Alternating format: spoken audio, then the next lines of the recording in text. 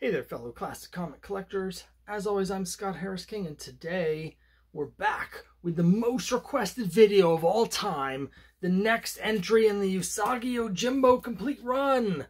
Okay, I'm being slightly sarcastic because I think of all the videos that I've done since I started this channel almost 4 years ago, I've had fewer people watch the Usagi Yojimbo complete runs than anything else I've ever done.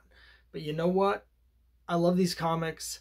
We're already most of the way through the run. I'm going to keep making these videos. I'm going to show the entire series, even if I'm the only one watching my own videos, which I have to admit, I sometimes do.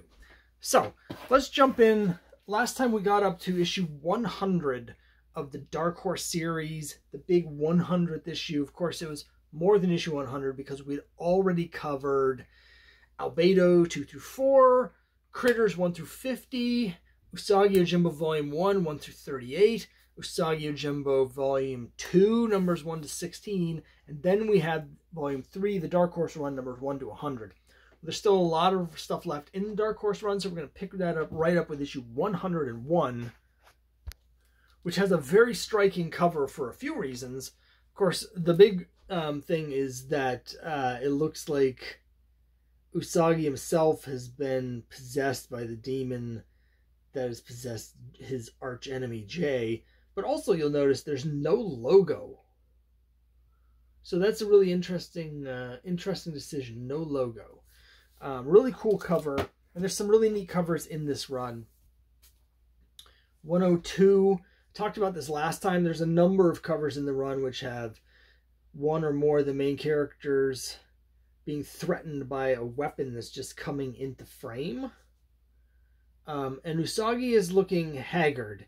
And as you go through the series, he does start to look older and older and more sort of haggard and scarred and tired and worn down. 103.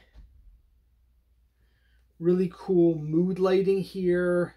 And I don't mean this reflecting off the bag. I mean the actual cover has some really cool mood lighting. It's got this demonic J mask here. Again, interesting with the logo where they have the black logo on the black background and just outlined in white. It's really neat. So really cool cover. 104, we get another spooky cover.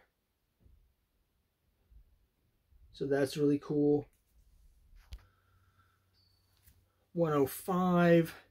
Now, I've mentioned in several of these videos that I don't necessarily have a lot to say about the stories inside. They're all great. Art's great. Story's great. Everyone should read them. But again, I put the entire run together before I read any of them, and then I sat down and read them all at once. So it all kind of blurs together. I don't always remember or often remember what's in the individual issues. 106. We do see Gen here. And we see, I'm blanking on this character's name, but he's a dog bounty hunter who starts off as sort of an adversary and a rival to Gen in particular, but they end up sort of becoming partners by the end. 107.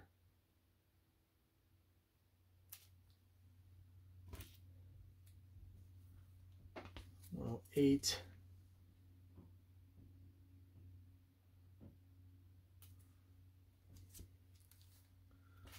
109 is more of a group shot. This guy here is another recurring character whose name I'm blanking on. 110 has a Usagi fighting Gen cover, so that's a little unusual. Cool colors, cool forest setting. I like how he mixes up the backgrounds, the feel of everything, the colors, which are Tom Luth doing the colors. 111.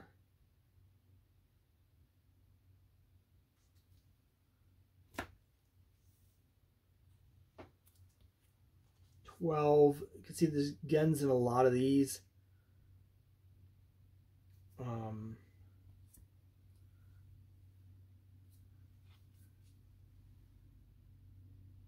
It's an unusual depiction of Usagi here, reacting to the fight going on. Also unusual again with the logo. Sorry, I almost dropped that there. But the logo is actually burnt into the wood there. It's interesting. I don't think that one quite worked as well for me personally. And then we got a change of pace. I feel like those are all sort of a piece. We see a lot of stuff again, a lot of stuff with Jay. But there just feels like a tonal shift when you get to the next issue here. Now we got Usagi by himself. We get sort of this mood cover here. And then we have Ninjas at Night, 115. I love the deep night blue of the cover.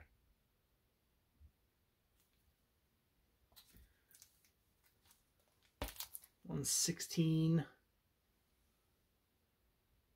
The little figures. Like how the rain is coming down in front of the logo.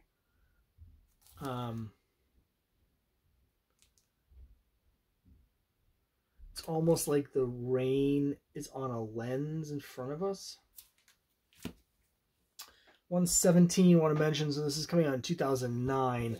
Up here in the corner box, you can see it's got a Usagi Yojimbo 25th anniversary logo. Now, next year, 2024, will be the 40th anniversary of Usagi Yojimbo. I'm curious to see what they'll do for that, if anything. Here he is facing off against some statues.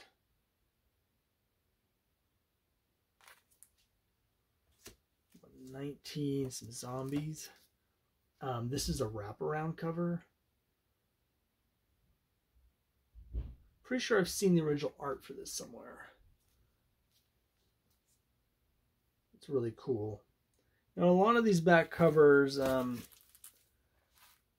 he has art.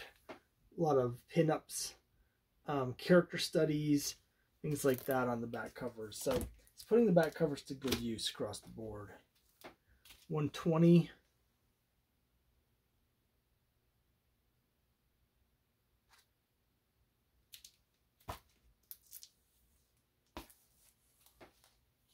$121.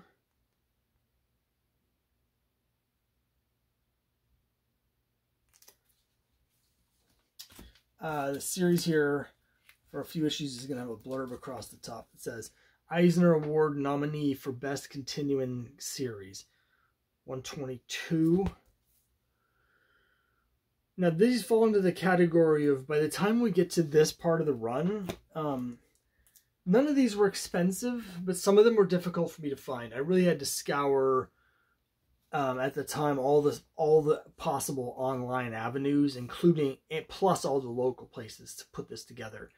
There's a few places locally where I did find some runs of the back issues, but I had to go to like Mile High, My Comic Shop, scour eBay to find all these. And the reason is that by the time we're getting up here into 2009 or so, a lot of these issues here, if you look at the Diamond sales charts, and you know, Usagi Yojimbo is pretty much only direct sales, right? This is, the sales on these is only averaging about 4,500 copies. Now I don't know how many are printed. I don't know how many like extras are made or distributed but not sold. Like, I don't know, but the Diamond's order numbers, their sold numbers, is only about 4,500 for years, like a decade. And so again, they're not really worth anything, and everything. A lot of people, even longtime hardcore readers, read the series in the collected editions. But if you are someone like me, I want to have the complete run of the originals, the individual comics, the floppies. I hate that word, but if you want to get the single issues, it can be really hard to find. Again, they're not worth anything, but it's not the easiest thing to put together. So And it's just years and years and years and years of these super low sales and super low print runs. 123. It does make it an interesting challenge for people that are collectors. This isn't like Amazing Spider-Man or something where you can just go online and get a copy. You know, you may be able to find them again because they're not worth anything on eBay. But I again, this is about 8 years ago or so, maybe 9, when I was putting this run together. It was not the easiest thing. Here's the last of the issues that have that blurb across the top about the Eisner Award nomination. 125. Some great colors on this. I love the sunset or sunrise, whatever's going on in the background, going, you know, transitioning up into the blue. Really cool. 126. Fighting some kind of demon, as he does pretty regularly. 127. Here's a cool cover. He's just finished a fight. You can see all the dead people on the ground behind him, and he's looking stern. He doesn't want to kill, but he keeps finding himself in these situations where he has to. 28.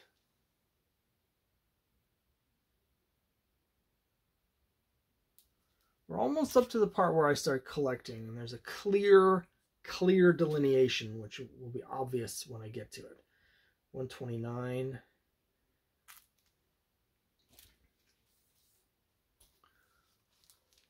130.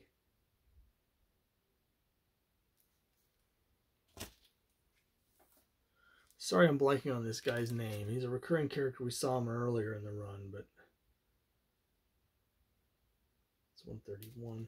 Here's a cool cover. It's 132. And one thing that, you know, Stan Sakai does a lot, we've talked about in the previous videos, puts in a lot of cultural elements, a lot of cultural history.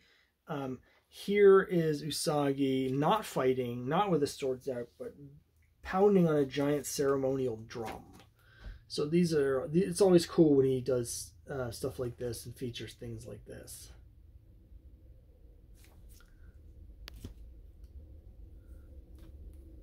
133.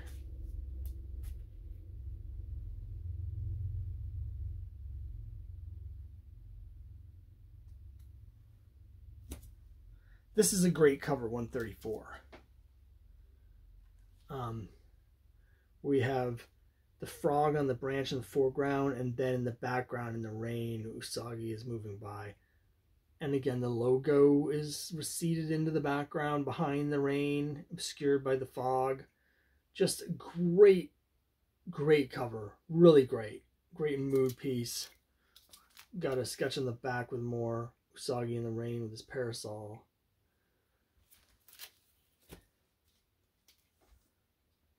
135.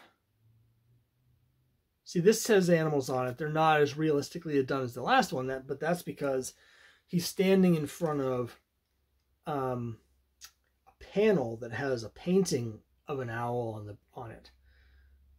So you can see the seams of the different panels on the wall, and you can see how the painting goes from one panel to the next. Really cool. Really neat. 136.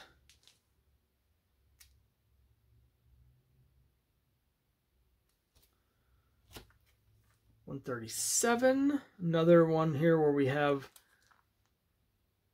a weapon coming in from the side of the panel.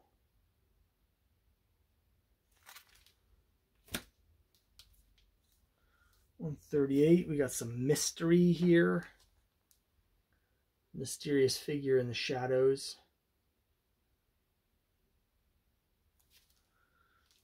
139. Really interesting choice of colors on this. It's like a nighttime scene with a soft light from this candle.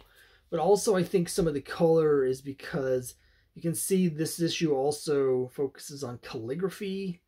And I don't know, I wonder if the color choice is also to sort of give you that feel of like an old parchment. It's really interesting. 140. Now I'm blanking on this guy's name too, the inspector. This guy here is a police inspector, and he shows up once in a while, and Usagi sort of gets deputized to become his assistant on these like murder mysteries and different cases they're on. He's a really cool character. There's a whole long one we'll cover in the next video, a really long storyline that he's the focus of. Here's 140. Here's 141, which apparently I got signed at some point by Stan Sakai. This is the 200th issue of Usagi Yojimbo. Now you can see the number is issue 141 of the Dark Horse series, but when you add in all of the previous issues, you get number 200. And I've mentioned before, and I'm about to mention it again, that when people are putting together these runs, particularly when the cartoon came out, there was a big spike in value, right? And Usagi Yojimbo #1 from the Fantagraphic series skyrocketed in value. I don't know what it's worth now because that's definitely dropped back down. But you know, it was going for sometimes $300, right? Meanwhile, a year before that, the Usagi Yojimbo Summer Special #1 came out in 1986, a full year before that. That's the first solo issue of Usagi Yojimbo. It collects his previous appearances from Albedo, but then it continues the story. So it has some reprints, but some new material, and it's the first solo issue. And people kind of blow past that because it's not a #1 in an ongoing series. And I've made this argument before, but what does that actually even mean in today's day and age, right? Where everything's being rebooted all the time, and we're now, at the time I'm recording this, on volume 5 of Usagi Yojimbo. Does it really matter? Well, what matters, as far as I'm concerned, is that Stan Sakai considers the summer special to be issue #1. And case in point, the back cover of this has all 200 issues on it, which is really cool. And if you look at it up close here, not there, here we are. It starts with Summer Special #1. That is the official Usagi Yojimbo #1. And then the one next to it here, the one next to it right there, which is issue 1 of the Fantagraphic ongoing series, that's issue 2 in the official numbering. So if you need proof, there it is on the back of issue 141, which is the 200th issue. And it just has this little tiny blurb there to say issue 200. See if we can get that in focus. Yeah, there it is. 200th issue. But straight from Stan himself. Okay, 142. Of course, you're never going to be able to explain that to speculators because, you know, collectors will care. People that care about Usagi Yojimbo actually care about the character will care. Speculators, though, it's too much, right? They don't really care. They just care about flipping it and making money. So it's not in their interest to have people understand this stuff. 143. Reminiscent of his first appearance, where there's one of these screens and he's sort of stepping out from behind the screen, so he's partially in silhouette and partially out with his sword. Now here he is eating, and we can see through the screen behind him someone is about to pull a sword or is pulling the sword. 144. Right, and here's where I came in, and probably I'm not alone, because there's a huge gap between 144 and 145. 144, which I just showed you, cover date February 2012, right? So February 2012. The next issue, which I'm about to show you, 145, doesn't have a cover date until May 2015. So there's 3 years and 3 months in between issues. And the reason is because Stan Sakai does everything himself. So whenever he wants to do another series, he basically has to put this on pause. And he took a 3-year hiatus because he was working on a series, a comic adaptation of 47 Ronin. But then he also did the Usagi miniseries Senso. And Senso is sort of an alternate future what if. It takes place like 20 years after these stories here. And it's basically War of the Worlds, where suddenly giant alien tripods from Mars or whatever land in the middle of Usagi's feudal Japan, and they have to fight these alien death machines, these giant robotic death machines. So that was a 6-issue series. That's where I came in. So while this was on hiatus, but just before Senso started, I put this run together, I read them. So Senso was the first new issues I was getting.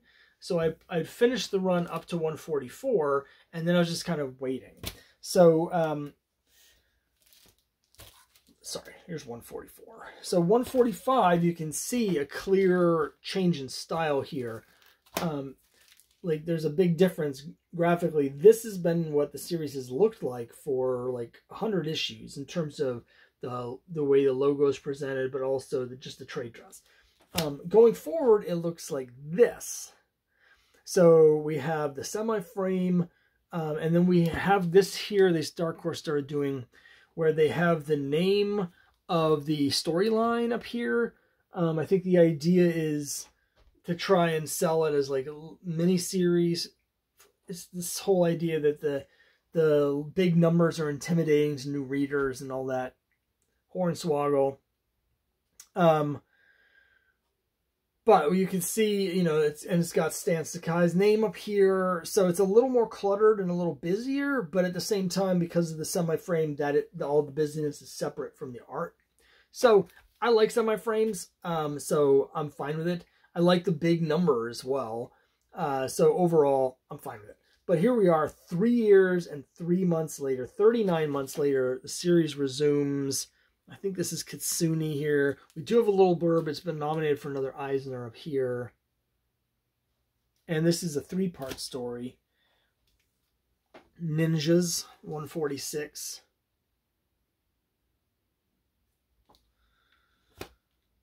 More ninjas. I just blanked on the ninja woman's name. Is Chihiro, maybe? 147. Some really bright, vibrant colors on these. So that's cool. 148. I should open one of these because I keep forgetting what this character's name is here. But this one's called the One-Armed Swordsman. And then we've got, again, someone coming in with a weapon from off screen, breaking the frame, which I always love. I always think of Gil Kane when I see something like that. I just love semi-frames. And I love it when they break the frames because it gives the cover almost like a 3D effect. So I'm on board. This is a 1-part story.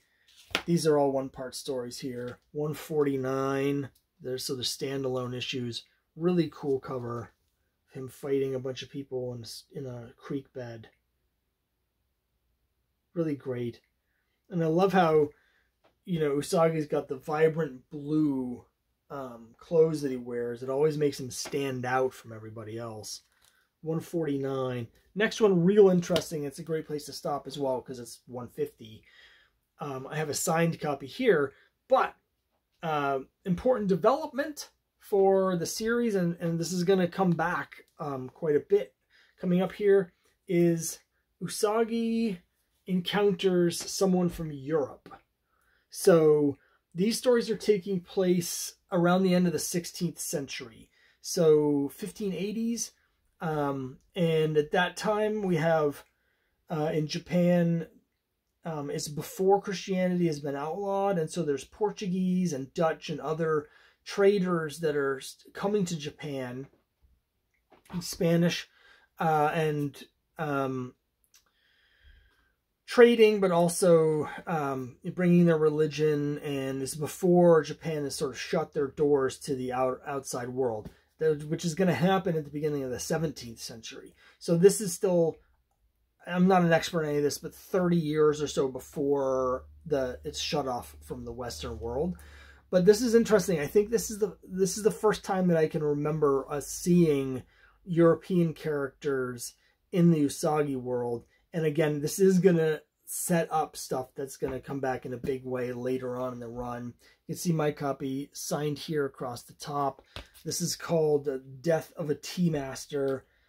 And it's great that, like, you know, at this point, over 30 years into the series now, he's still doing new things and bringing new elements in and new story ideas, and things are moving through time and evolving. So great series. Can't say enough about it.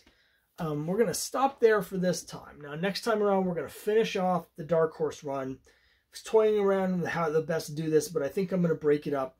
Next video will be about the rest of the Dark Horse run, which is only another 22 issues or so.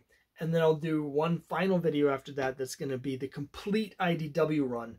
That ran for 32 issues in full color for the first time. And that's just ended as I'm recording this. And the first new volume 6 of a... Did I get that right? Wait a minute. Volume 5, 4... Wait a minute. Hold on. Now I've confused myself. There was the Fantagraphics, there's Mirage, Dark Horse, IDW's volume 4, right? The complete... that. Volume 5 has just started with the second Dark Horse run. So, anyway... Next time we'll finish the original Dark Horse run, and then we'll have another video, final video after that with the full IDW run. But for now, let me know what you think down below. If anybody watched this, thank you for watching it, and I'll see you next time.